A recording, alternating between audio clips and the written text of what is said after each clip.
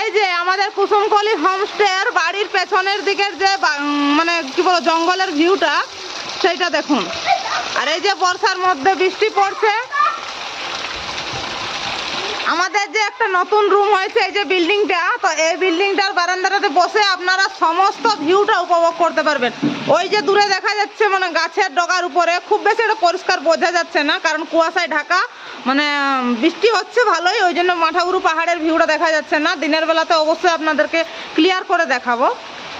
তো এই বারান্দায় বসে আপনারা সুন্দর এই যে বর্ষার ভিউটা উপভোগ করতে পারবেন। তো যারা এই বর্ষা ঋতুতে পুরুলিয়া ভ্রমণ করতে চাইছেন তারা দেরি না করে তাড়াতাড়ি যোগাযোগ করুন এবং আমাদের কুসুমকলি হোমস্টেতে আসতে পারেন। সুন্দর এই যে বর্ষার ভিউটা আপনারা উপভোগ করতে পারবেন। তো এই যে এটা হচ্ছে আমার নতুন বিল্ডিংটা, এটাতে আপনাদেরকে আগের যে ভিডিওটা তো ওটাতে দেখিয়ে দিয়েছি যে চারখানা রুম রয়েছে।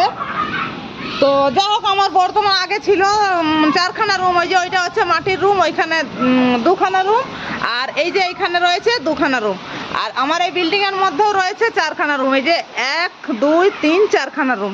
তো যাই হোক, এখন টোটাল মোট 8খানা রুম রয়েছে। আপনারা বর্ষার মানে যে প্রাকৃতিক সৌন্দর্যটা উপভোগ করতে যারা চাইছেন তারা অবশ্যই আমাদের সঙ্গে যোগাযোগ করতে পারেন। মোবাইল নম্বর স্ক্রিনে দেওয়া রয়েছে, আপনারা চলে আসুন।